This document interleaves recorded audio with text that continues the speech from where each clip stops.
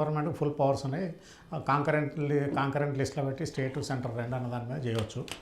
ఒకటి ఇక్కడ సెంట్రల్ గవర్నమెంట్కు ప్రతి సంవత్సరానికి ప్రతి 10 ఏళ్లకు government of India census operation conduct చేస్తుంది. Every 10 years. అంటే ఇప్పుడు 1951, 61, 71, 81, 91, 21, 2001, 2011, 21, ఇప్పుడు 31 రాబోతున్నది. ఇక్కడ ఏదైతే ఉందో చిత్తశుద్ధి మనసుంటే మార్గం ఉంటుంది. ఈ ఊకదంపుడు ఏదైతే ఉందో పబ్లిక్ మైండ్ డైవర్షన్ చేయడం అన్నది ఇంతకుముందు బీఆర్ఎస్ సమగ్ర కుటుంబ సర్వే చేయడం కానీ ఇప్పుడు వీళ్ళు బీసీ సర్వే చేయడం కానీ అది hopeless, waste of time, waste of money.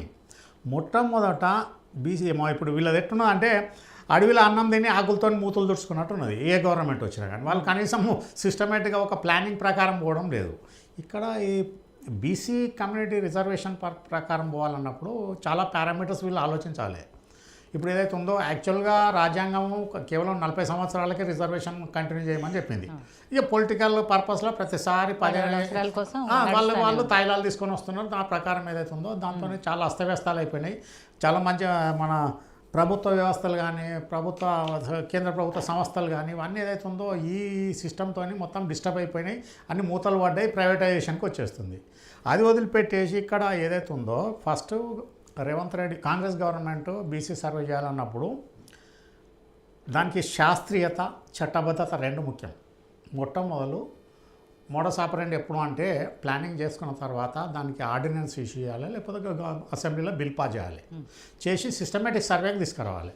వీళ్ళకి సర్వే తీసుకురావాలంటే మొత్తం డేటా ఏదైతే ఉందో ఆల్రెడీ గవర్నమెంట్ ఆఫ్ ఇండియాలో అవైలబుల్ ఉన్నది. ఆధార్ డేటా మొత్తం ఉన్నది కదా. ఆధార్ డేటా వీళ్ళు తీసుకున్న తర్వాత విలేజ్ వైజ్, వార్డు వైజ్ అవన్నీ సార్ట్అవుట్ చేసుకొని దాని ప్రకారం ఏమున్నది అన్నది క్రాస్ చెక్ చేసుకోవాలి. అదొకటి. ఇంకోటి క్యాస్ట్ బేసిస్లో కూడా 77 ఏళ్ళ క్రితం ముందున్న కులము ఇప్పుడు అన్నీ కూడా బీసీ పరంగా లేవు. కొన్ని బీసీలు, కొన్ని ఎస్టీలు, బీసీలు ఏదైతే ఉందో వాళ్ళు on par with forward community ఈక్వల్కి వచ్చేసారు. ఇక నేను కులాల పేరు చెప్పదలుచుకోలే.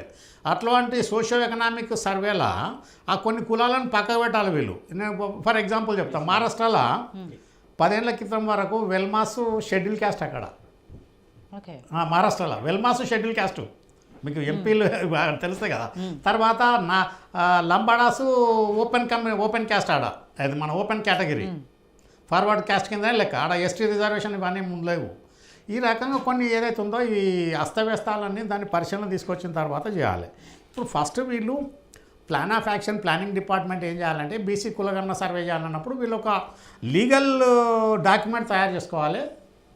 దాన్ని ఏదైతే ఉందో దానికి ఫస్ట్ ఆర్డినెన్స్ చేసి గజెట్ పబ్లిష్ చేసి ఈ సర్వే ఏ రకంగా కండక్ట్ చేస్తామన్న దాని మీద విలేజ్ వైజ్ మొత్తం ఆధార్ లింకప్ తీసుకోవాలి. ఎవరు ఉన్నారు పోయిన దాని మీద ఆధార్తో క్రాస్ చెక్ చేసుకుంటూ పోవాలి. వీళ్ళు ఆధార్లో క్యాస్ట్ ఇవ్వడం జరిగింది, అన్ని ఇవ్వడం జరిగింది. ఆధార్ ఇప్పటికీ డేటా మొత్తం గవర్నమెంట్ ఆఫ్ ఇండియా ఉన్న దాని మీద ఆధార్ డేటా తీసుకొని చేయకుండా ఇష్టానుసారం అన్నది పోవడం కాదు కదా. ఇప్పుడు అక్రాస్ ది టేబుల్ కూకొని ఎవరైనా తీయొచ్చు. ఇక్కడ చిత్తశుద్ధి ఎవరికి ఎగ్జిక్యూటివ్ అథారిటీకి పవర్స్ ఇస్తే చీఫ్ సెక్రటరీ, తర్వాత consult secretary, BC welfare, SC welfare, ST welfare, minority welfare వీళ్ళందరూ కూర్చొని ఒక ప్లాన్ చేసిన తర్వాత వీళ్ళు ఉన్నారు మొత్తం ఫీల్డ్ టేబుల్ వర్క్ కంప్లీట్ చేసుకోవాలి. అది పక్క పెట్టేసి ఎంతసేపు మళ్ళీ ఏదో వనభోజనానికి పోయినట్టు కార్యక్రమాలు ఏదైతుందో ఇది వేస్ట్ ఆఫ్ టైము. వాళ్ళ పార్టీకి waste of time, public waste of time, ఉద్యోగస్తులకు చాలా ఎంబరాసింగ్ సిచ్యువేషన్. ఇదంతా వేరే పనులు పక్క పెట్టేసి సర్వే పోవడం జరుగుతున్నది. అయితే ఇక్కడ దీనికి ఒక సిస్టమ్ ఉంటుంది.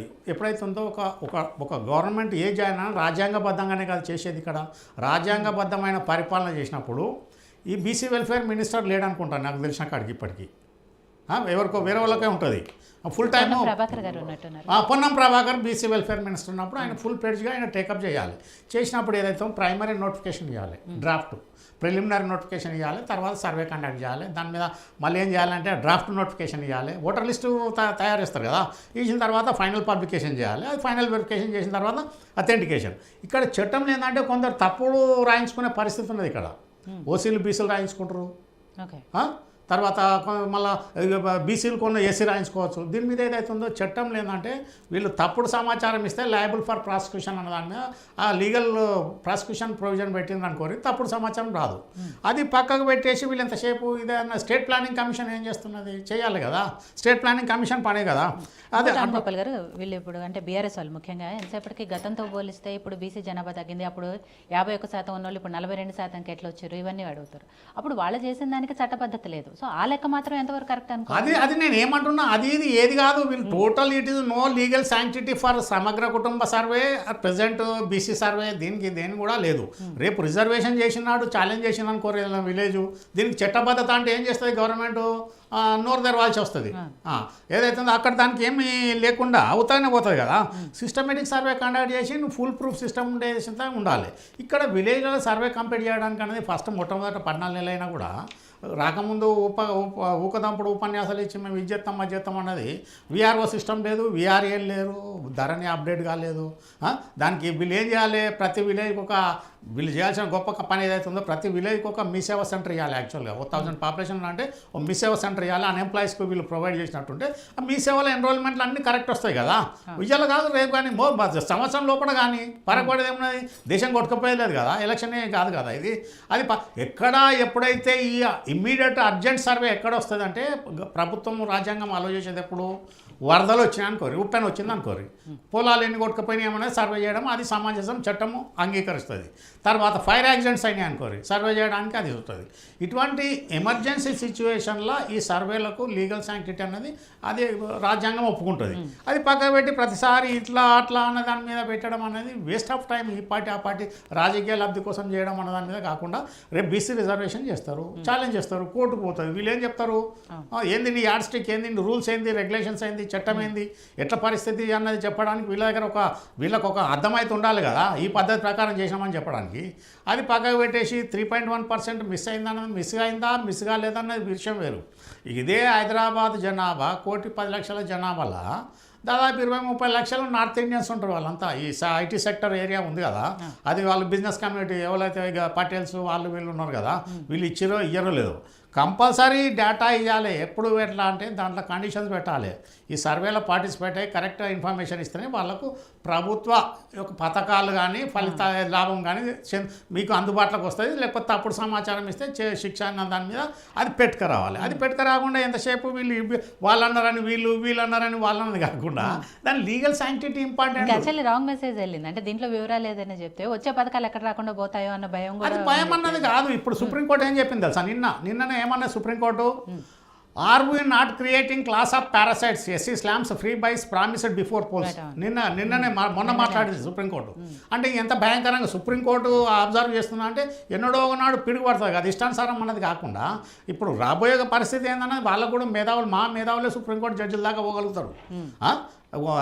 ఎట్టి పరిస్థితుల్లో ఈవెన్ రిజర్వేషన్ పరంగానే ఓపెన్ కేటగిరీ అయినా కానీ కొద్దిగా సబ్జెక్ట్ ఉన్నది సుప్రీంకోర్టు అపెక్స్ కోర్టు జడ్జిలు అయి ఉంటారు. వాళ్ళు అబ్జర్వ్ చేసుకుంటూ వస్తుంటారు కదా, వాళ్ళు చూస్తుంటారు, వాళ్ళ కళ్ళు ఉంటాయి, చెవులు ఉంటాయి. కాకపోతే ఇష్టం నాటి పొలిటీషియన్స్ మాట్లాడలేకపోరు. అది పక్కకు పెట్టి ఇప్పుడు హైడ్రా ఉన్నది, హైడ్రా కూడా చట్టబద్ధత అన్నది కల్పించాలి. మూసీ రివర్ ప్రొటెక్షన్ ఏదైతే ఉందో చట్టబద్ధత కల్పించాలి. ప్రొటెక్షన్ ఆఫ్ లేక్స్కు చట్టబద్ధత కల్పించాలి.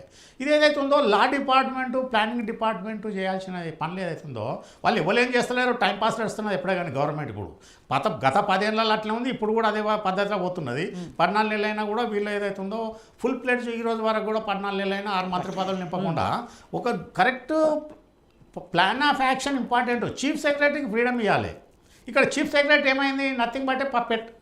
సెక్రటరీస్ కూడా nothing but a puppet, collectors కూడా నథింగ్ బట్ ఏ పప్పెట్.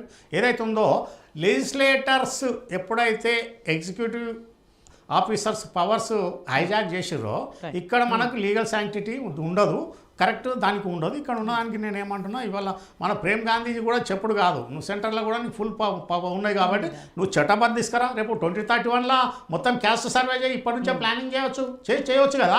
అదేం లేదు, మోడీ వచ్చి 10 ఏళ్ళు అయిపోయింది, 3rd టర్మ్ కూడా కంటిన్యూ అవుతున్నది. బీసీల గురించి వాళ్ళ గురించి ఏమున్నది, ఇవాళ కూడా రాజస్థాన్ వాళ్ళు వచ్చి ఇక్కడ మన జూబ్లీ చెక్ పోస్ట్ మీద కూడా అర్కతని మామూలు ఏదైనా బొమ్మలు గొడుగులు ఏ సీజన్లో ఆ సీజన్లో అమ్ముకునే పరిస్థితిలో వాళ్ళు దాపురించినంటే ఈ ఎంత ఇవాళ మన మోడీ గారు పోయి ఆర్టిఫిషియల్ ఇంటెలిజెన్స్ మీద బ్రహ్మాండమైన స్పీచ్ ప్యారిస్లో ఇవ్వడం జరిగింది.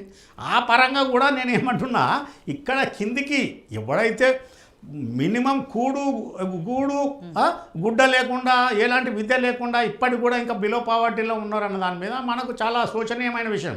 మ్యాన్ పవర్ షార్టేజ్ లేదు. ఇప్పుడు మనము దాదాపు ఎంత 145 కోట్లు 1.45 బిలియన్ పాపులేషన్, ఇలా వాళ్ళ హయ్యెస్ట్ జనాభా ఉన్నది. ఎడ్యుకేషన్ కూడా పెరిగింది, అర్బన్ పాపులేషన్ పోయింది. Planning departments total utterly failure అయిపోతున్నాయి ఇక్కడ. ఎందుకంటే ఫ్రీడమ్ ఇవ్వకుండా వీళ్ళు పొలిటీషియన్స్ ఓవర్ యాక్షన్తో వీళ్ళకి ఇబ్బంది జరుగుతుంది. సో కార్తిక్ గారు, ఇక్కడ సరే రీసర్వేలో మళ్ళీ మీరు అన్న 3.1% నమోదు చేసుకుని వాళ్ళు ఎంతవరకు మళ్ళీ దీంట్లో చేసుకుంటారు, ఎంతవరకు ఆ లెక్కలన్నీ వాస్తవంగా బయటకు వస్తాయి, ఇవన్నీ కూడా ఒకసేపు పక్కన పెడితే కవిత గారు ఇంకో మాట మాట్లాడుతున్నారు.